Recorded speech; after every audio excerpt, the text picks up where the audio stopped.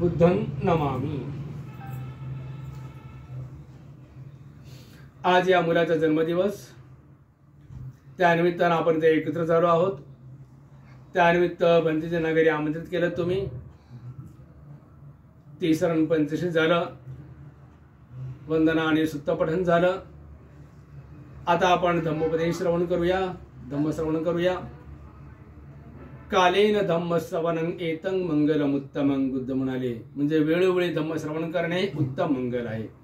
कालेन धम्म साकच्छा एतं मंगलमुत्तमं, वेळोवेळी धम्म चर्चा करणे उत्तम मंगल आहे। तर धम्म म्हणजे काय सांगितलं? धम्म म्हणजे आर्य अष्टांगिक मार्ग, धम्म म्हणजे बुद्धाची शिकवण, धम्म म्हणजे जन्म मृत्यूच्या मार्ग चक्रातून मुक्तीचा मार्ग, जन्म मृत्यू चक्रातून कसा मुक्त व्हायचा तो उपाय। तर जन्मदिवस 12वा जन्मदिवस। तर 12वा जन्मदिवस म्हणजे काय? कोण सांगेल? हात वर करा।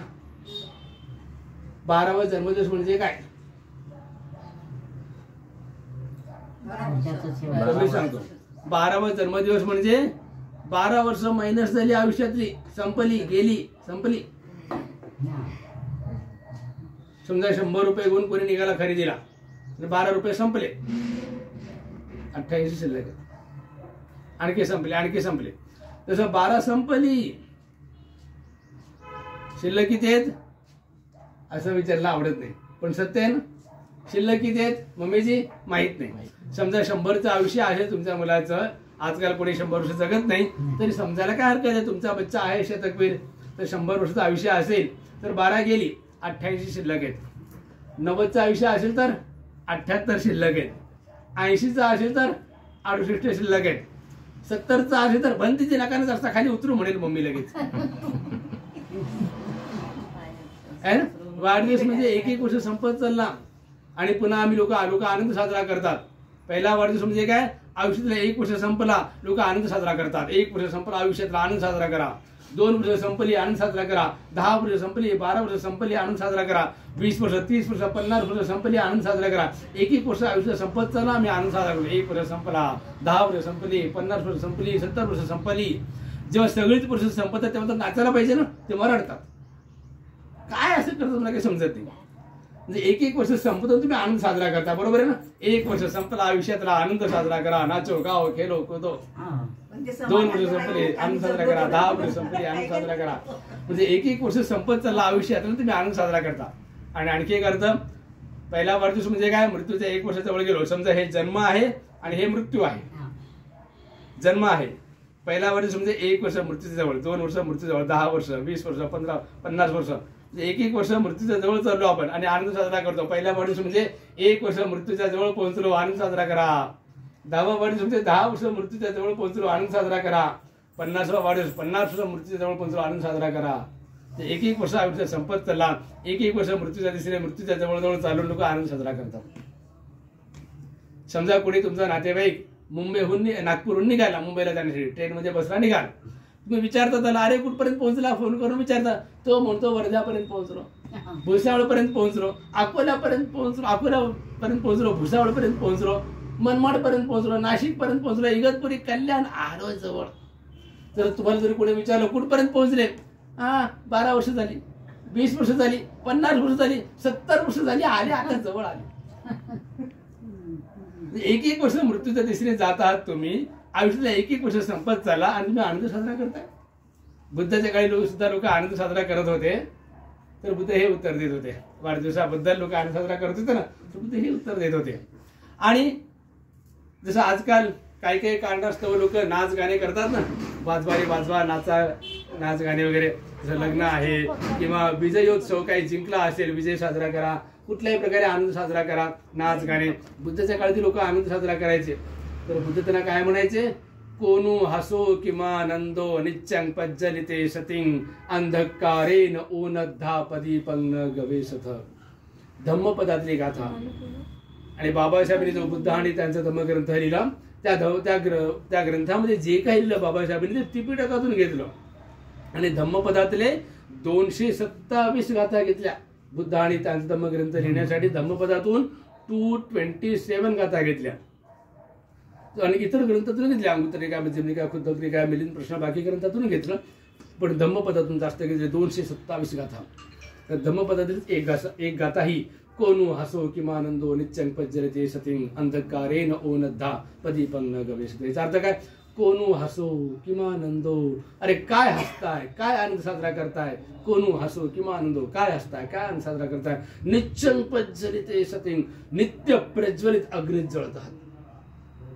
अंधकारेण ओनद्धा, या अज्ञानाच्या अंधकारातून पहिले तरी गाठण्यासाठी, बाहेर निघण्यासाठी पदीपं न गवेषत, प्रज्ञाचं प्रदीप काने प्रज्वलित करत.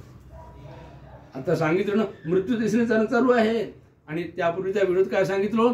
जास्तीत जास्त मनुष्य मृत्यू नंतर दुर्गतीला, नरकात, पशुलोकात, प्रेत लोकात जातात. या पुढच्या व्हिडिओत सांगितलं ना जास्तीत जास्त मनुष्य मृत्यू नंतर दुर्गतीला, नरकात, पशुलोकात, प्रेत लोकात. आणि एकदा दुर्गतीला गेले की पुन्हा मनुष्य कधी बडेल काही सांगता येत नाही. कधी कधी शेकडो, हजारो जन्म, कधी लाखो जन्म, करोडो जन्म, कधी अरबो खरबो जन्म, कधी कल्पचा पुरा मनुष्य भेटत. इतकं दुर्लभ. आणि पुढचा जन्म जरी कधी मनुष्य लोकात, देवलोकात जरी जरा पुढचा जन्म, तरी जास्त खुश होण्याची गरज नाही, कारण पुढच्या दिवशी सुद्धा मृत्यू आहेच ना. मृत्यू झाल्यानंतर दुर्गतीच. आणि पुन्हा भविष्यात जरी कधी मनुष्य लोक भेटला, मनुष्य लोकांचा जन्म झाला, काही वर्ष मनुष्य आयुष्य पुन्हा दुर्गती.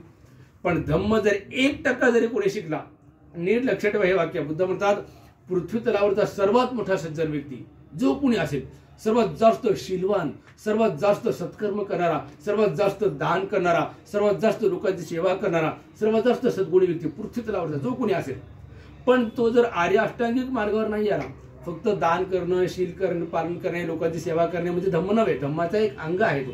तसं हातमध्ये शरीर नव्हे, बोटमध्ये शरीर नव्हे, डोळ्यामध्ये शरीर, शरीराचा एक अंग आहे. डोळा म्हणजे काय? शरीराचा एक अंग. डोळ्यामध्ये शरीर नव्हे, बोटमध्ये शरीर नव्हे, शरीराचा एक अंग आहे. तसं दान म्हणजे परिपूर्ण धम्म नाही, दान म्हणजे धम्माचा एक अंग आहे.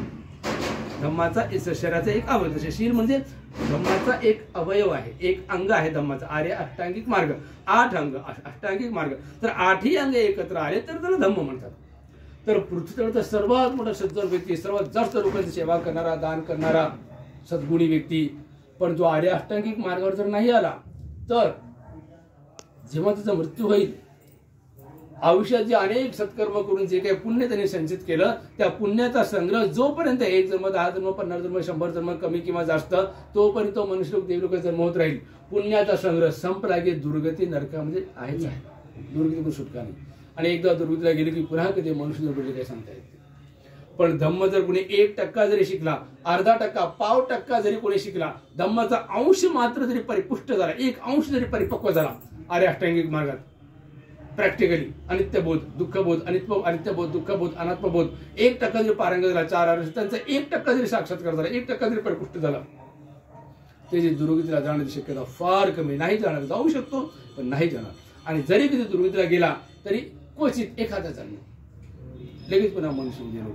1% जरी धम्म शिकला, पाव टक्का, अर्धा टक्का, पाव टक्का जरी धम्म शिकला, त्याची दुर्गतीला जाण्याची शक्यता फार कमी. नाही जाणार, दुर्गतीला जाऊ शकतो पण नाही जाणार. आणि गेला तरी एखादा जन्म, लगेच पुन्हा मनुष्य गेलो. आणि धम्म न शिकलेला सर्वात मोठा सज्जन व्यक्ती सुद्धा दुर्गतीला जाऊ शकतो. तर धम्म शिकणं हे जास्त आवश्यक आहे. तर समुद्र जन्मदिवसमध्ये 1-1 वर्ष संपत चला, आयुष्य चला, जिंदगी का एक एक दिन खत्म हो रहा है, खत्म हो रहा है, खत्म हो रहा है. मृत्यु नजदीक आ रही है, नजदीक आ रही है, नजदीक आ रही है. 1-1 साल खत्म हो रहा है जिंदगी का, 1-1 मृत्यु नजदीक आ रही है और हम आनंद साझा करें, खुशियां मना रहे हम. मृत्यु नजदीक आ रही है. बातें, प्रमाद, मनोरंजन या धन के चक्कर में कहीं जिंदगी ही खत्म न हो जाए. याद रखे, आज तक की जिंदगी खत्म हो गई. आतापर्यंत आयुष्य गेलं, आता शिल्लक किती ते माहित नाही, पण फार कमी शिल्लक आहे, खूप कमी आयुष्य शिल्लक आहे. आणि आजपर्यंत करोडो बुद्ध झाले, करोडो. सिद्धार्थ गौतम बोधिसत्व झाले तेव्हापासून आतापर्यंत 27 बुद्ध झाले, सिद्धार्थ गौतम 28 आले. पण सिद्धार्थ गौतम बोधिसत्व होण्याच्या अगोदर करोडो बुद्ध झाले, करोडो. 1-2 नाही, लाखो नाही, करोडो बुद्ध झाले सिद्धार्थ गौतम बोधिसत्व होण्याच्या अगोदर. आणि भविष्यात 1 करोड होतील, पण सिद्धार्थ गौतम बोधिसत्व झाले त्या कल्पापासून तेव्हापासून त्या कल्पापासून या कल्पापर्यंत 27, सिद्धार्थ गौतम 28. तर या 28 बुद्धांपैकी सिद्धार्थ गौतम एकच बुद्ध असे आहेत की ते अशा वेळेस बुद्ध झाले की जेव्हा मनुष्याचं आयुष्य 100 वर्ष किंवा त्याच्या आसपास आहे. पण सिद्धार्थ गौतमच्या अगोदर ते 27 बुद्ध, ते केव्हा बुद्ध झाले? जेव्हा मनुष्याचं आयुष्य 20,000 वर्ष, 40,000 वर्ष, 60,000 वर्ष, 80,000 वर्ष, 1,00,000 वर्ष होतं तेव्हा झाले. आता नेक्स्ट होणारे बुद्ध, मैत्रेय बुद्ध नाव ऐकलं असतात, ते केव्हा होणार आहेत? आता मनुष्य आयुष्य घडत घडत 10 वर्ष होणार आहेत. 100 वर्ष, 80 वर्ष, 60, 40, 50, 40, 30, 20, 10 वर्ष. तिसऱ्या चौथ्या वर्षी जवान, 7व्या 8व्या वर्षी म्हातारा, 9व्या वर्षी मृत्यू. इतका छोटा, इतकं कमी आयुष्य होणार आहे. इतके गुन्हेगारी वाढले की गावात शहरात कोणी राहू शकणार नाही, जंगलात जाऊन राहतील लोक. पुन्हा लोक शिलाचं पालन करतील आणि वय वाढत वाढत 50 वर्ष, 100 वर्ष, 500 वर्ष, 1000 वर्ष, 10,000 वर्ष, 50,000 वर्ष, 1,00,000 वर्ष होणार आहे. तेव्हा नेक्स्ट बुद्ध होणार आहे. मनुष्य आयुष्य 1,00,000 वर्ष होईल तेव्हा. तर जे 27 बुद्ध झाले सिद्धार्थ अगोदरचे 20,000, 40,000, 60,000, 80,000 वर्ष वय होतं, 1,00,000 वर्ष वय होतं. ते बुद्ध पण काय सांगायचे लोकांना प्रवचनात? काय सांगायचे? फक्त 1,00,000 वर्ष वय मनुष्याचं, फक्त 1,00,000 वर्ष पाहता पाहता निघून जाईल. एक एक क्षण महत्वाचा आहे. वेळ वाया घालवू नका. गप्पा मारायला वेळ कुठे, झगडे करायला वेळ कुठे, झोपा काढायला, आळस करायला वेळ कुठे. एक एक क्षण महत्वाचा, एक एक क्षण महत्वाचा. फक्त 1,00,000 वर्ष आयुष्य, फक्त 1,00,000 वर्ष आयुष्य म्हणत होते. खूप अभ्यास करा. एक एक क्षण सुद्धा महत्वाचा, फक्त 1,00,000 वर्ष आयुष्य. जेव्हा 80,000 वर्ष वय होतं तेव्हा सुद्धा 60,000 वर्ष, 40,000 वर्ष, 20,000 वर्ष होतं, ते सुद्धा हेच सांगायचे, फक्त 20,000 वर्ष आयुष्य. पण आणि आता 100 तर नाहीच नाही, 70-80 खूप झालं. जे जुने लोक आहेत ते आज 80-90 पर्यंत जगत आहेत. पण वर्तमान काळातले लोक 70 क्रॉस करतील गॅरंटी नाही, 80 क्रॉस करतील शक्यता फारच कमी. वर्तमान काळातली जी युवा पिढी आहे, तरुण पिढी, ते 80 क्रॉस करतील शक्यता फार कमी. फक्त किती आयुष्य कमी. तर खूप अभ्यास करा. जसं 12 वर्ष गेली, तुमचे पण एवढी वर्ष गेली, जे शिल्लक आहे ते पण जाईल. रिकाम्या हाताने जायचं नाही. मृत्यू येण्याच्या आधी 1% जरी धम्म शिका, अर्धा टक्का, पाव टक्का, 0.1% तरी धम्म शिका. जास्त शिकलं तर खूपच छान, पण कमीत कमी 0.1% नुसतं प्रवचन ऐकलं धम्म शिकलं असं होत नाही, पुस्तक वाचलं धम्म शिकलं असं होत नाही. प्रॅक्टिकली सतीपठ्ठान साधना, निर्माणाचा एक मात्र मार्ग सतीपठ्ठान साधना. साधन परिपक्व बना. कमीत कमी 1%, अर्धा टक्का, पाव टक्का तरी परिपुष्ट बना धम्मात मृत्यू येण्याच्या आधी साधनेमध्ये. पुन्हा वाढदिवस तर वाढदिवस, आणि बच्चे तर खुश होतातच. वाढदिवस आले की आता आलेला विचारून ना तर आवडते का वाढदिवस, तर हो म्हणाला. मुलं तर खुश होणारच आणि मम्मी पण खुश होती. कधी पण मुलाचे जन्मदिवस झाले की मम्मी पण खुश होती. आणि काय म्हणते मम्मी? बढ गयो मेरो लाल, बढ गयो मेरो लाल. सगळे मम्मी इथून पुढे मुलाचा जन्मदिवस आला तर बढ गयो मेरो लाल म्हणायचं नाही. मग काय म्हणायचं? घट घेऊ रे एक साल, घट घेऊ रे एक साल. एक साल घट गया, एक साल घट गया ना जिंदगी का. ह्याचा अर्थ 1 साल घट गया, 1 साल घट गया ऐसे सिर पीट के रोना भी नहीं है. आनंद साजरा करू नका म्हणालो तर सिर पीट के रोना भी नाही आहे. आनंद साजरा करू नका असं नाही, आनंद साजरा करा, तुम्ही करा, पण धम्माच्या मार्गावर, आर्य अष्टांगिक मार्गात स्थित राहून नाच गाणे करा, आनंद साजरा करा, जे करायचं ते करा. पण नाच गाण्याला तर बुद्धाने विरोध केला. म्हणजे धम्मात प्रगतीसाठी 8 शील तुम्हाला माहिती आहे, उपस्थिती दिवशी 8 शील घेतात. त्यामध्ये एक आहे नच्च गीत वादित वेरमणी. नच्च म्हणजे नाच, गीत म्हणजे गाणे, वादित म्हणजे वादन, ह्याला वेरमणी अलिप्त राहा, त्यापासून दूर राहा धम्मात प्रगतीसाठी. आणि अंगुत्तर निकायामध्ये रोदन सुत्त आहे. रोदन सुत्तात बुद्ध म्हणतात येतो नाचणं आहे ना पागलपण आहे. आज लोक नाचतात, लग्नामध्ये नाचतात, मंगल परिणय म्हणतात आणि अमंगल कृत्य करतात नाचत.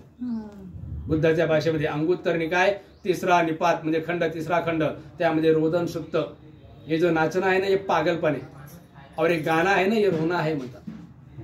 हे गाना नाही रोना आहे. रोदन सुत्त अंगुत्तर निकाय 3रा खंड.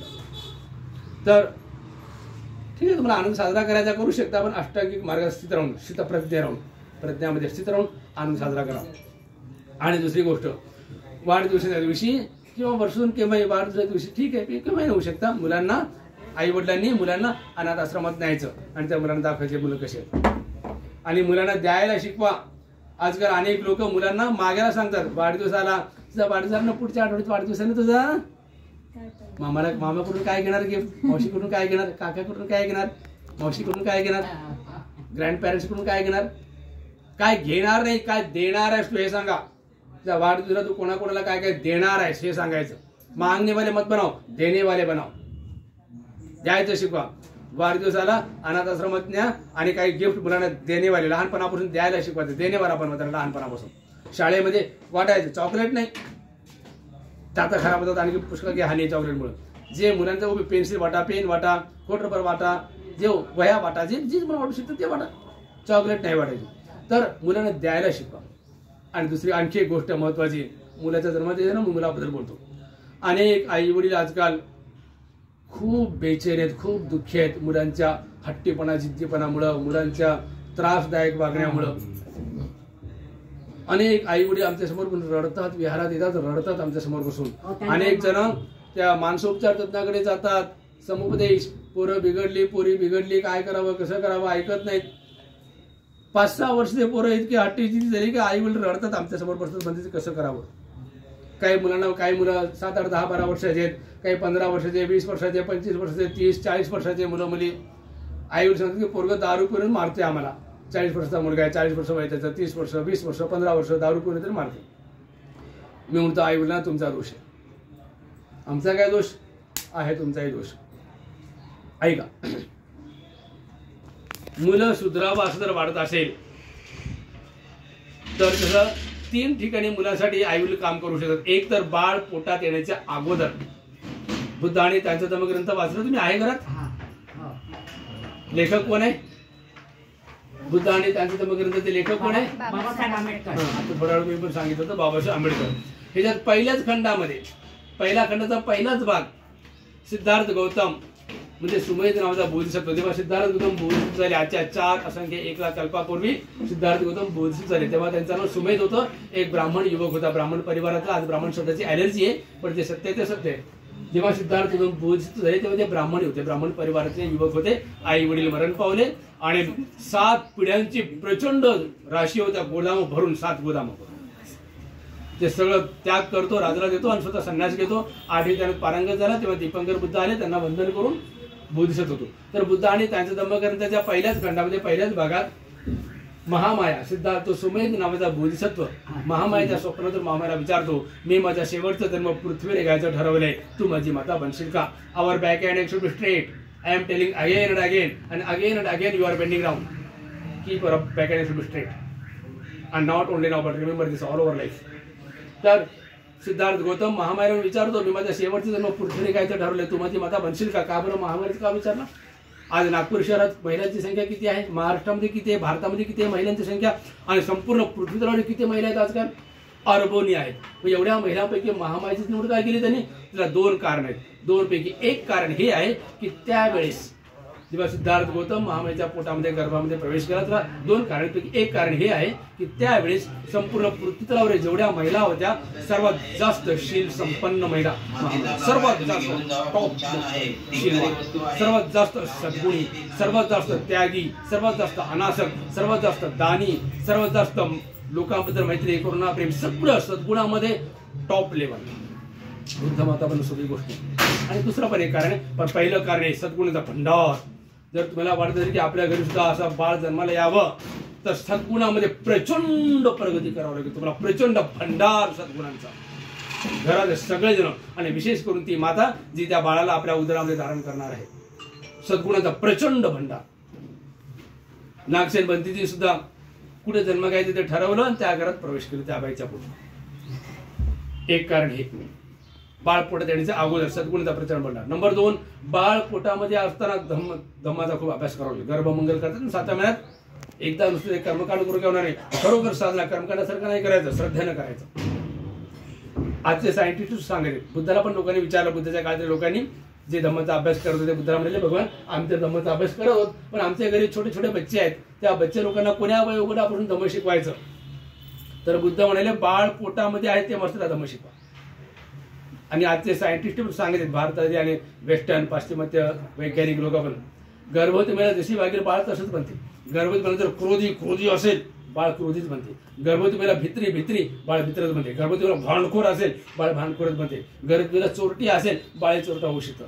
गर्भवती महिला जसं वागू शकेल तसं. गर्भवती महिला जर धम्माचा अभ्यास करू लागेल तर बाळाला गर्भामध्ये धम्माचं शिकतात. बाळ पोटात येण्याच्या अगोदर सद्गुणाचा प्रचंड भंडार व्हावा लागेल. नंबर 2, बाळ पोटामध्ये असताना धम्माचा अभ्यास करावा लागेल. ठीक आहे, ते तर जुन्या गोष्टी झाल्या. आज जर बाळ जन्मलेले आहेत, तर 3रं काम, बाळ जन्मल्यानंतर काय करायचं? तुम्ही सर्कस पाहिलात ना, अनेक वेळा पाहिलात. सर्कसमध्ये कोणते प्राणी असतात? वाघ, सिंह, हत्ती, गेंडा. आता बंद झाले असं ऐकलं मी, मला कोणी सांगितलं. पूर्वी होते, आता ते प्राण्यांना सर्कसमध्ये बंदी घातली असं ऐकलं मी. जे काय असं ते, पण काही वर्षापूर्वी आपण पाहिलं ना प्रत्यक्ष आपल्या डोळ्यांना सर्कसमध्ये वाघ, सिंह, हत्ती, अनेक प्रकारचे खेळ करून दाखवतात. हत्ती सोंडेमध्ये ब्रश पकडून चित्र काढते. हत्ती त्या शंकराच्या पिंडीची पूजा करते, पाणी टाकते, दूध टाकते, पाणी टाकते, फुलं टाकते, काय काय करते शंकराच्या पिंडीची. हत्ती फुटबॉल करते पायाने. हत्ती सोंडेमध्ये हँडल पकडतं, ते 4 चाकाची चपटी काढते, चपटी रिक्षा, आणि समोरच्या बायनं पॅडल मारते. आपल्या डोळ्यांना आपण बघितलेले. वाघ सिंह 2 पायरे उभे राहतात, स्टूलवर उभे राहतात, एकमेकावर पाय देऊन उभे राहतात, आगीच्या चक्रातून उडी मारतात, अनेक प्रकारचे खेळ करतात. त्यांच्याकडून खेळ कोण करून घेतं? सर्कसचा मास्टर. त्या सर्कसच्या मास्टरला म्हणा, आता आमच्यासोबत जंगलात चल आणि जंगलातल्या वाघाशी याकडून खेळ करून दाखवू. शक्य आहे का? जंगलातले प्राणी फाडून खाते त्या मास्टरला. असा फरक का?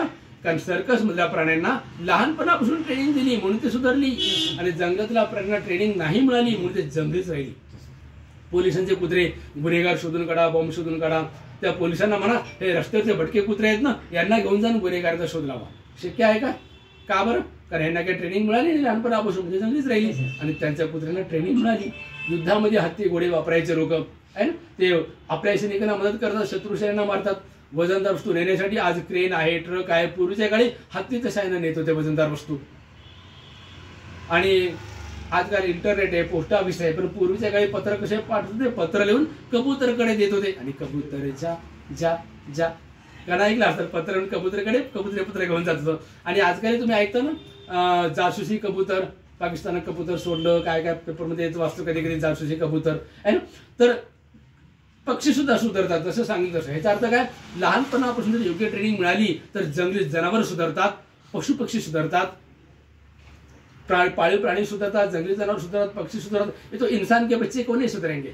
जंगली जनावर सुधारते, पालतू जनावर सुधारते, तो इंसान के बच्चे ना. त्यांना लहानपणापासून ट्रेनिंग मिळाली पाहिजे. जंगलातल्या बागाशीला ट्रेनिंग नाही मिळाली, सडकडच्या याला ट्रेनिंग नाही मिळाली कुत्र्यांना. ते पूर्वी माकडवारा येत होतं ना, मादारीवारा, माकडवारा खेळ करून दाखवत होता गल्ली गल्लीला. पाहिलं ना आपण आपल्या डोळ्यांना. आता बंद झालं ते. माकडं सुधारतात, जसं शिकवलं तसं करतात. आता तुमच्या घरचे बच्चे लोक किंवा कोणाचे घरचे छोटे छोटे बच्चे काय शिकतील? काय शिकतील? तुम्ही जे शिकवलं ते शिकतील. तुम्ही मराठी शिकलो मराठी शिकतील, हिंदी शिकवलं हिंदी शिकतील, तमिळ शिकवलं तमिळ शिकतील, कन्नड शिकवलं कन्नड शिकतील, कराटे शिकवलं कराटे शिकतील, पोहायला शिकवलं पोहायला शिकतील, ड्रायव्हिंग शिकवलं ड्रायव्हिंग शिकतील, चित्रकला शिकवलं चित्रकला शिकतील, कॅम्प्युटर शिकवलं कॅम्प्युटर शिकतील, चोरी करायला शिकवलं चोरी करायला शिकतील, भांडायला शिकवलं भांडायला शिकतील, शिवाय शिकवलं शिवाय शिकतील, धम्म शिकवलं तर धम्म शिकतील. तुम्ही जे शिकवलं ते शिकतील. महाकल्याण होणार जर धम्म शिकवलं तर लहानपणाहून मुलावर हे नीट लक्षात ठेवा. आणि अंगुलीमाल माहिती आहे ना तुम्हाला, नाव ऐकलं ना? 990 मनुष्यांची हत्या केला, आणि पशुपक्षी हजारो जंगलामध्ये पशुपक्षींना मारून त्यांचा मांस कोण राहायचा होतो. हजारो पशुपक्षी, 990 मनुष्य. आणि जेव्हा धम्माचा संपार म्हणजे बुद्धाचा संपार काय झालं? धम्म शिकून अरहंत झाला. म्हणजे काय? अरहंत होण्याची जी क्षमता होती, बुद्ध अरहंत आहेत. मनुष्य लोकांची सर्वोच्च अवस्था, प्राणी जगत का सर्वोच्च अवस्था, अरहंत अवस्था प्राप्त करण्याची क्षमता होती. पण त्याला चुकीचं मार्गदर्शन भेटलं, तो डाकू हत्यारा झाला. बुद्धाच्या काळातल्या काही महिला किशोर वयोगटापासून ते प्रौढ वयोगटापर्यंत देह व्यापार करत होते, कामवासनेचं काम करत होते, देह व्यापार. पण प्रौढ वयात बुद्धाच्या संपर्क आले, म्हणजे धम्माच्या संपर्क आले, धम्म शिकून अरहंत झाले. म्हणजे काय? अरहंत होण्याची त्या महिलाची क्षमता होती.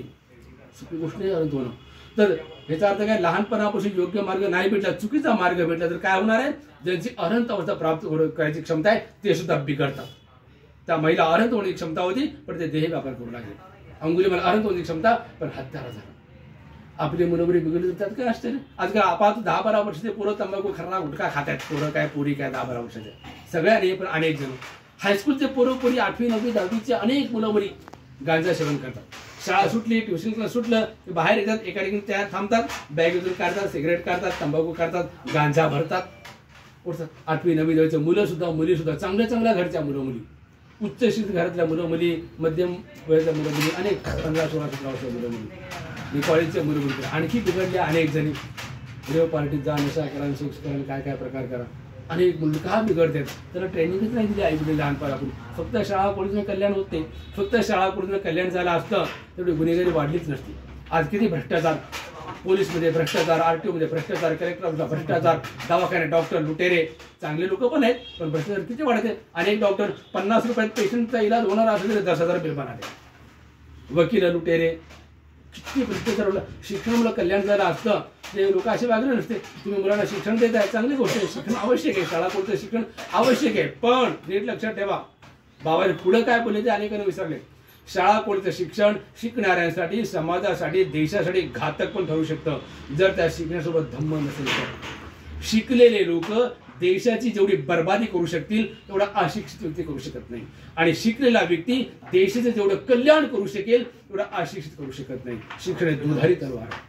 शिक्षणासोबत धम्म असलं तर विद्यार्थ्याचं कल्याण, परिवाराचं कल्याण, समाजाचं कल्याण, देशाचं कल्याण. समाज म्हणजे हिंदू समाज, बौद्ध समाज, जैन समाज नाही, मानव समाजाचं कल्याण आणि जगाचं कल्याण सोबत धम्म असलं तर मुलांना शाळा कोण देताय तुम्ही, सोबत धम्म पण शिकवा, तर त्यांचं कल्याण होणार. जर यांना शाळा कोणी शिकवलं तुम्ही, धम्म जर नाही शिकवलं, हे पण मोठे होऊन भ्रष्टाचार करणार नाही त्याची काही गॅरंटी नाही. माताने तुमची काय सेवा करतील त्याची काही गॅरंटी नाही, पण धम्म शिकवला जिंदगीभर तुमची सेवा करतील, समाजाची, देशाची खूप सेवा करतील. सरळ बसायचं. तर मुलांना कसं संस्कारित करायचं, तर 5 गोष्टी लक्षात ठेवा. आई वडिलांचे 5 कर्तव्य. आजकाल आई वडील काय करतात, अन्न वस्त्र निवारा द्या मुलांना, शाळा कॉलेज शिक्षण द्या, आजारपणात सेवा करा, इलाज उपचार करा आणि वाढदिवस साजरा करा, झालं. नाही, एवढं होत नाही. 5 आणखी कर्तव्य आई वडिलांचे. कोणते? पहिलं कर्तव्य आई वडिलांचं, मुलांवर लहानपणापासून धम्माचे संस्कार करणं आवश्यक आहे. धम्म नाही शिकलं तर कळालं ना, आता अरहंत होणे त्याची क्षमता होती ते पण बिघडले, आणि 2 उदाहरणे अनेक आहेत बुद्धाच्या काळात. आणि लहानपणापासून धम्म शिकवलं, जे शिकवलं ते लहानपणापासून योग्य ट्रेनिंग दिली, जंगली जनावर सुधारतात, पाळीव प्राणी सुधारतात, पक्षी सुधारतात. पहिलं कर्तव्य धम्माचे संस्कार. धम्म म्हणजे आर्य अष्टांगिक मार्ग. धम्म म्हणजे कोणती जात नव्हे, आर्य अष्टांगिक मार्ग. पण मुलांना धम्म शिकवण्यासाठी पहिले आई वडिलांनी धम्म शिकला पाहिजे. आई वडील अशिक्षित, अनपढ धम्माच्या बाबतीत, तर पोरांना काय शिकवणार? आणि समजा तुम्ही 1% धम्म शिकला, मुलांना 2% शिकू शकणार नाही, कारण तुम्हाला 2% येते, तुम्ही 1% अडकलात. समजा तुम्ही आई वडिलांनी 5% धम्म शिकले, मुलाला 6% शिकू शकणार नाही, कारण तुम्हाला 6% येत नाही, तुम्ही 5% अडकलात. तर तुम्ही धम्म शिकलं. पहिलं कर्तव्य धम्माचे संस्कार आणि आई वडिलांनी धम्म शिकला पाहिजे. दुसरं कर्तव्य आई वडिलांचं, दुसरं कर्तव्य काय? डिसिप्लिन. प्रत्येक कामात डिसिप्लिन, डिसिप्लिन, डिसिप्लिन. छोट्या गोष्टींचं डिसिप्लिन, म्हणजे मोठ्या कामाचं डिसिप्लिन आपोआप येऊन जाईल छोट्या छोट्या कामात. आता विहारामध्ये लोक येतात, चपला कुठे सोडतात? दारातच. किती वेळ सांगायचं चप्पलच्या स्टँडमध्ये सोडा, नाही सोडत. माझ्या चपला कुठे असतात बघा. आजपर्यंत 16 वर्ष झाली मला नागपूरमध्ये ज्या विहारात राहिलो त्यांना विचारा. रमाबाई नगरच्या विहारात 4 वर्ष राहिलो, गंगाबाई घाटच्या विहारात 10 वर्ष राहिलो. कुठे कोणाच्या घरी आजपर्यंत गेलो, 16 वर्ष त्यांच्या घरी पर्यटनाला गेलो, विचारा. शू स्टँडमध्ये तसा इथं कुठे ठेवलो? खुर्ची होती, खुर्ची बाजूला सरकून पायऱ्या खाली ठेवलो मी चपल्या. प्रत्येक डिसिप्लिन. जेवण करताना एक शीत खाली सांडायचं नाही. ज्या घरात मी राहिलो आजपर्यंत 16 वर्ष, त्यांना विचारा, 16 वर्ष एकदा तरी पाहिलं का मला खाली सांडलेलं? एक शीत खाली सांडायचं नाही. ताटामध्ये एक शीत अन्न वाया घालवायचं नाही. प्रत्येक कामात डिसिप्लिन, डिसिप्लिन, डिसिप्लिन. सकाळी किती वाजता उठतात? शाळा, कॉलेज, ऑफिस तर लवकर उठतात. सुट्टी आहे तर 8, 9, 10 पर्यंत झोपा काढतात. मी किती वाजता उठतो सकाळी? मला शाळा नाही, कॉलेज नाही, ऑफिस नाही, व्यापार नाही, काहीच नाही. किती वाजता उठतो? 4 वाजता उठतो. आणि 3:30ला जायचं, कधी 3:30ला पण उठतो. कधी तब्येत बरी नसेल, थकवा आला असेल, किंवा आदल्या दिवशी खूप धावपळ झाली असेल, थोडं उशिरापर्यंत झोपतो. उशिरा म्हणजे 5. सकाळी 5 वाजता हे माझ्यासाठी खूप उशीर. अरे बापरे, 5 वाजले, किती उशीर झाला असं वाटते मला. रोजचा उठायच्या वेळी 4 वाजता. प्रत्येक कामात डिसिप्लिन, डिसिप्लिन, डिसिप्लिन. प्रत्येक कामात छोट्या गोष्टी डिसिप्लिन. हे आई वडिलांचं दुसरं कर्तव्य. त्यासाठी मुलांना डिसिप्लिन शिकवण्यासाठी पहिले आई वडिलांमध्ये डिसिप्लिन पाहिजे. आई वडिलांचं डिसिप्लिन नाही. आज अनेक घरात दारू प्या, तांबू खर्रा खा, घरात आरडा ओरडा, ऐश व्यास रापत, झगडे. मुलांमध्ये कुठून डिसिप्लिन येणार? आई वडिलांमध्ये डिसिप्लिन दुसरं कर्तव्य. तिसरं कर्तव्य, मुलांचं किती लाड करावे माहित असलं पाहिजे. सगळे आई वडील जास्त फालतू लाड करायचं नाही मुलांचं. जास्त लाड म्हणजे काय? मुलं तासन तास मोबाईल घेऊन बसतात, हे अनावश्यक फालतू लाड आहे. मुलांच्या हातात मोबाईल अजिबात द्यायचं नाही. सगळे पॅरेंट्स अजिबात मोबाईल द्यायचे नाही मुलांच्या हातात. मोबाईलमुळे डोळे खराब होतात, ब्रेन खराब होतं, ब्रेन, आणि मेंटली पण डिस्टर्ब होतात मुलं. मानसिकरित्या मानसिक तणाव, डोकं पण खराब होतं, मानसिक पण खराब. अजिबात मोबाईल द्यायचे नाही मुलांच्या हातात. मोबाईलला लॉक करून ठेवा, पासवर्ड करून ठेवा, आणि पासवर्ड मुलांना सांगायचं नाही. मुलांना पासवर्ड कळालं तर लॉक करा, पासवर्ड बदला. अजिबात मोबाईल द्यायचा नाही. कार्टून, टीव्ही पासून दूर मुलांना. कार्टून, टीव्ही अजिबात नाही.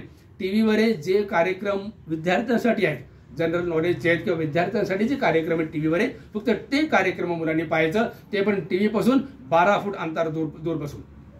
टीव्हीच्या जवळ अजिबात नाही. नाच, गाणे, सिनेमा अजिबात नाही. फालतू कार्यक्रम टीव्हीवरचे अजिबात नाही. व्हिडिओ गेम, मोबाईल गेम अजिबात नाही. विद्यार्थ्यांसाठी जे कार्यक्रम आहेत फक्त ते प्रोग्राम मुलांनी पाहायचे टीव्हीवरचं 12 फूट अंतरावर बसून. आणि बाहेरचे चॉकलेट, गोळ्या, आईस्क्रीम, कुल्फी, पेप्सी, पाणीपुरी अजिबात नाही. 1 रुपये बाहेर उडवायचा नाही. पैसे जमा करायला शिकवा मुलांना. जे पैसे देतात ना, काका, मामा, मावशी, आत्या, कोणी पण गिफ्ट देतात, अधूनमधून घरी येतात नातेवाईक, ते मुलांच्या हातात पैसे देतात आहे ना. किंवा आता वाढदिवसाला देतील. जे पैसे आले ते जमा करायचे गल्ल्यामध्ये आणि वर्षभरात ते पैसे जमा होतील. त्या पैशानं काहीतरी वस्तू घेऊन अनाथ आश्रमाच्या मुलांना वाटणार. किंवा तुमच्या परिसरात कोणी गरीब व्यक्ती असेल, चप्पल घ्यायला पैसे नाही, कपडे फाटले कपडे घ्यायला पैसे नाही, शाळेतले कोणी मुलं मुली असतील फीस भरायला पैसे नाही, असे गरीब असतील त्यांना मदत करा, लोकांची मदत करा. आणि मुलांच्या मनात जात भरायचे नाही. आता विहारामध्ये अनेक ठिकाणी मी मुलांचा क्लास घेतो आणि विहारात येणारे बहुतेक मित्र बौद्ध नावाचेच असतात. आणि काही काही आईवडील दुसऱ्या समाजाचे पाहतात तर मुलांचा क्लास होते, मग ते पण आपल्या मुलांना पाठवतात. मला विचारतात बनते जे आमच्या मुलांना पाठवू शकतो का? हो पाठवा म्हणतो. मग ते मुलं येतात तर विहारात बसलेले बच्चे का अरे तू नको तू नको तू नको तिकडे म्हणतात. म्हणतो का रे त्याला काय नको येऊ म्हणतो. नाही पण तो आपला नाही, तो ब्राह्मण आहे. कोण विष भरलाय मुलांच्या मनात? कोण भरलं हे विष? मनुष्य मनुष्य आहे. तो हिंदू आहे तर बौद्ध आहे तो जैन आहे शब्द काढून टाका आपल्या शब्दापासून. तो मनुष्य आपण मनुष्य एवढंच. तर तिसरं कर्तव्य मुलांचं किती लाड करा. अनावश्यक फालतू लाड करायचं नाही. आपण लाड करणं आवश्यक आहे. लाड नाही केलं पाहतो ना पोरं छोट्या छोट्या गोष्टीला मुलं पळून जातात घरातून, आत्महत्या करतात. 10-12 वर्ष पोरं घरातून पळून जाणं, आत्महत्या करणं. तरुण पोरं पळून गेलं तर लव्ह स्टोरी असेल आपल्याला वाटतं, पण 10-12 वर्षाच्या पोरापर्यंत लव्ह स्टोरी राहत नाही. पण आई वडील रागवल्यामुळे घरातून पळून जातात मुलं. त्यासाठी सगळे पॅरेंट्स मुलांना कधी रागवायचं नाही. सगळे मम्मी पप्पा बच्चों को डांटना बिलकुल भी नहीं. अजिबात रागवायचं नाही मुला मुलींना. आवडलं का रे? अजिबात रागवायचं नाही मुलांना. फालतू लाडे करायचे नाही आणि रागवायचं पण नाही.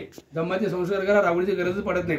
तुम्ही म्हणता की पोरं ऐकत नाहीत म्हणता ना, रागवायचे म्हणजे अनेक लोक काय म्हणतात बंदीच रागवायचं काय म्हणतात, रागवायचं फटके दिल्याशिवाय ऐकत नाही. ते पोरं एवढी हट्टीची तिथे मारल्याशिवाय ऐकतच राहील. तुमचा गैरसमज आहे. जे आई वडील म्हणतात ना पोरं ऐकत नाहीत, त्या आई वडिलांना मम्मी पप्पाला मी विचारतो, मम्मी पप्पा तुम्ही ऐकता का ते सांगा आधी.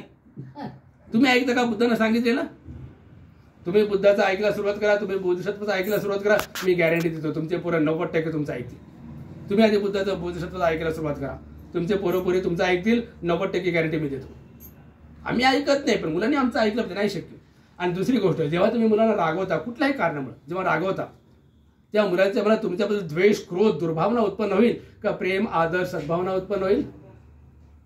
काय उत्पन्न होईल? जेव्हा तुम्ही रागवता तेव्हा द्वेष, क्रोध उत्पन्न होईल. मग जेव्हा मुलांच्या मनात तुमच्याबद्दल क्रोध आहे, द्वेष आहे, दुर्भावना आहे, तेव्हा मुलं तुमचं ऐकणं कसे शक्य आहे? मुलांनी आपलं ऐकावं असं जर वाटत असेल तर मुलाशी प्रेमानं वागा, आपुलकीनं वागा. मुलांचे बेस्ट फ्रेंड बना, बेस्ट फ्रेंड. कसं वागा तर होईल. तर जास्त लाड करायचं नाही, फालतू लाड करायचं नाही आणि दमाचे संस्कार करायचं आणि मुलांना बांधून ठेवायचं नाही. अनेक आई वडील मुलींना बांधून ठेवतात, रस्सीनं नाही, टाइम टेबलनं. सकाळी 6-7 वाजल्यापासून ते रात्री 7-8 वाजल्यापर्यंत शाळा, कॉलेज, ट्युशन क्लासेस, शाळा, कॉलेज, ट्युशन क्लासेस. अरे खेळायचं कधी तरी त्यांचं बालपण हिरावून घेऊ नका. शाळा, कॉलेज, ट्युशन क्लासेस नावावर त्यांचं बालपण हिरावून घेतात अनेक आई वडील. क्लासेस अरे ते सगळं ठीक आहे, पण मुलांना रोजचा 3 तास खेळायला वेळ मिळाला पाहिजे. आवडलं का रे? व्हिडिओ गेम नाही, मोबाईल गेम नाही, मैदानी खेळ. क्रिकेट खेळा, फुटबॉल खेळा, कबड्डी खेळा, खो खो खेळा, रनिंग करा, स्विमिंग करा, सायकलिंग करा, बॅडमिंटन खेळा, टेनिस खेळा, व्हॉलीबॉल खेळा. अंगातून घाम निघाला पाहिजे. 3 तास मैदानी खेळ मुलांना रोज पाहिजे, आवश्यक आहे. ऐकले का सगळे मम्मी पप्पा? 3 तास मैदानी खेळ आवश्यक आहे, मुलं असो का मुली असो. जर काही कारणामुळे 3 तास शक्य नसेल तर 2 तास. बस बस बस बस पाणी नंतर बस. आणि 3 तास नाही मिळाला तर 2 तास तरी वेळ मिळालाच पाहिजे. आणि 2 तासही ऐका इकडे, 2 तासही शक्य नाही तर 1 तास तर वेळ मिळालाच पाहिजे मुलाला मैदानी खेळ खेळण्यासाठी. 1 तास तर मिळालाच पाहिजे. पण 3 तास भेटले तर खूप छान, पण कमीत कमी 1 तास तर मिळालाच पाहिजे. अंगातून घाम निघाला पाहिजे रोज, हिवाळ्यामध्ये सुद्धा. हे तिसरं कर्तव्य आई वडिलांचं. चौथं कर्तव्य, शाळेमध्ये शाळेचा पाठ्यक्रम मुलांना शिकवण्यात येतं, पण त्यांना बुद्ध कोण शिकवणार? कबीर कोण शिकवणार? आंबेडकर कोण शिकवणार? सावित्री, ज्योतिबा, गाडगेबाबा हे सगळं कोण शिकवणार त्यांना? तर घरामध्ये साहित्य आणून ठेवा, महापुरुषांचं ओरिजिनल साहित्य, भेसळवाला नाही, ओरिजिनल. आणि जसं माझ्यासमोर तुम्ही बसलात ना, मुलांना कमीत कमी अर्धा तास घेऊन बसायचं आई वडिलांनी.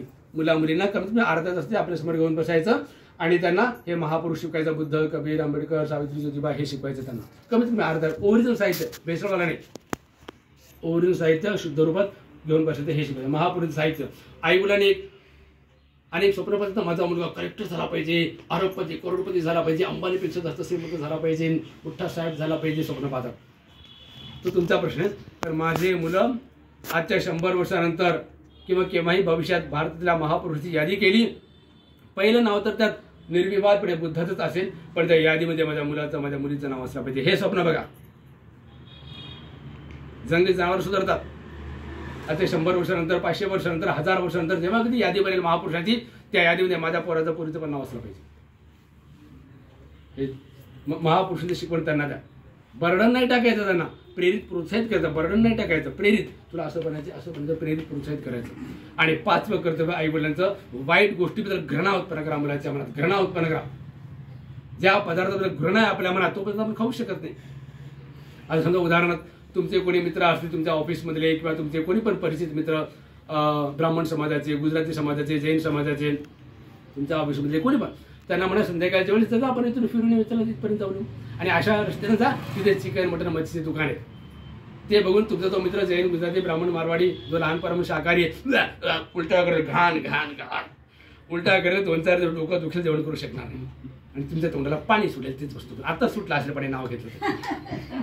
का बरं? दोघेही मनुष्य, दोघांनी एकच दृश्य बघितलं, एकाच तोंडाला पाणी सुटतं, एक जण उलट्या करतो. असा का? आई वडिलांची शिकवण डोक्यात काय भरवलं? त्यांच्या आई वडिलांनी तर नाही सांगतो लहानपणापासून चिकन मटन मच्छी घाण घाण घाण, आणि तुमच्या आई वडिलांनी चिकन मटन मच्छी छान छान छान हे शिकवलं. तर वाईट गोष्टी घृणा उत्पन्न करा, तो त्या वाईट मला जाणारच नाही. हे 5 कर्तव्य. धम्माचे संस्कार पहिलं, डिसिप्लिन, शिस्त. नंबर 2, मुलांचं लाड किती करावं ते कळायला पाहिजे. मुलांशी मित्राप्रमाणे वागा, त्याला खेळायला वेळ मिळाला पाहिजे. 4थं कर्तव्य, घरामध्येच त्यांना महापुरुषाची शिकवण द्या. आणि 5वं, वाईट गोष्टीला घृणा उत्पन्न करा. आणि मुलांच्या मनात जात भरू नका. त्या जातीचा बरेचसे फ्रेंडशिप करू नको. त्या फ्रेंड जातीचा विषय नाही भरायचं. मनुष्य मनुष्य 22 कृत्यामध्ये एक आहे, सर्व मनुष्य समान आहेत. आज अनेकांनी गेले तो परित्राणाला, आणि परित्राणाला शेजारी लोकांना बोलवतात. कोणाला बोलवतात? त्या बौद्ध समाजाच्या लोकांनाच बोलवतात, इतरांना नाही बोलवत. काही ठिकाणी शेजारी बौद्ध समाजाचे घरं नाहीत, पण घरातले 2-3 तेवढेच बसले. का बाकी लोकांना काय बोलवलं नाही? शेजारी आपले नाही. ते भेदभाव तुम्ही करताय. सर्व मनुष्य समान आहेत 22 पर्यंत सांगितलं, मग भेदभाव का करताय? आणि ते दुसऱ्या जातीची तुम्हाला कसं कळालं? त्याची जात जाणून घेण्याचा का प्रयत्न केला तुम्ही? शेजार धर्म हा शब्द आहे का नाही? शेजाऱ्याशी मैत्रीपूर्ण वागायचं, प्रेमानं वागायचं. मी जेव्हा शाळा कॉलेजला शिकत होतो, मला लोक विचारत होते, अरे तुझा तू मित्र कोणत्या जातीचा आहे? म्हणजे मला माहित नाही, मी कधी जात बघितलीच नाही. शाळेमध्ये होतो, कॉलेजमध्ये होतो, मला माहिती नाही. चिवर घेण्याच्या पूर्वी 16 वर्ष व्यापार केला मी. आई वडील गावाकडे राहत होते, मी शहरामध्ये राहत होतो, केळ्याची गोळी घेऊन. तुझे घरपाला कोणत्या जातीचे आहे? मला नाही माहिती. एकाच घरात 10-12 किरायेदार आहेत, मोठा घर, 10-12 किरायेदार. ते बाकीचे किरायेदार कोणत्या जातीचे? मला नाही माहिती. मी कधी जात जाणून घ्यायचा प्रयत्नच नाही केला कोणाचा. तर मनुष्य एवढं पुरेसे आहे आपल्यासाठी. जात कसला जाणून घेत? कोणी करून आमच्या ऑफिसमध्ये सगळेजण ऑदर आहेत, मी एकट्याच बुद्धिस्ट आहे. अरे ते ऑदर आहे, तुला कसं कळालं? ते काय जाणून घ्यायचा प्रयत्न करतो तू? फक्त ते मनुष्य, मी मनुष्य असं म्हण ना. सर्व मनुष्य समान सांगितलं बाबासाठी पवित्रतेमध्ये, हे वाक्य तुम्हाला नाही मान्य. तुम्ही जर ज्यांचं नाव तुम्ही ऑर्डर ठेवलं, त्यांच्यापैकी 100 लोकांना तुम्ही धम्माच्या बरोबर आणण्याचा प्रयत्न केला, 100 पैकी 1 जण तरी येईल. काय सुप्रिय बाबा तर संपूर्ण भारत बुद्धमय धम्ममय. आणि तुम्ही त्यांच्या कानावर धम्माचा एक शब्द पण नाही पडला पाहिजे असं करतात अनेक जण. तर बोलवलंच नाही तर धम्माचे का शब्द कसे पडतात त्या जागेवर? 100 लोकांना तुम्ही प्रयत्न केलं धम्म शब्द त्यांच्यापर्यंत पोहोचवण्याचा, पण 1 जण तरी स्वीकार केलं 100 ना. 1000 लोकांपर्यंत धम्म पोहोचण्याचा प्रयत्न केला तुम्ही. त्या ऑर्डर नावाच्या लोकांपैकी ज्यांचा तुम्हीच ऑर्डर ठेवलं, 1000 लोकांपर्यंत धम्म पोहोचण्याचा प्रयत्न केला. 1000 पैकी 900 लोकांना नाही स्वीकार करतील, पण 1 जण तरी स्वीकार करेल. त्याच्यावर धम्म पोहोचवण्याचं काय कार्य केलं तुम्ही? तर जातीचा विष मुलाच्यावर भरायचं नाही, ते करा आणि आपलं कल्याण करा. एवढं बोलून हे जे सांगितलं लक्षात ठेवा. आणि मुलावर धम्म संस्कार कसे करायचे? वाढदिवस साजरा करता, चांगली गोष्टी करा, साजरा करा, पण धम्माच्या मार्गावर राहून साजरा करा, धम्माचा मार्ग सोडून नाही. तर एवढं बोलून तुम्हा सर्वांप्रती मंगल कामना करत मी इथेच थांबतो. तुम्हा सर्वांचं खूप मंगल हो. बुद्धं नमः.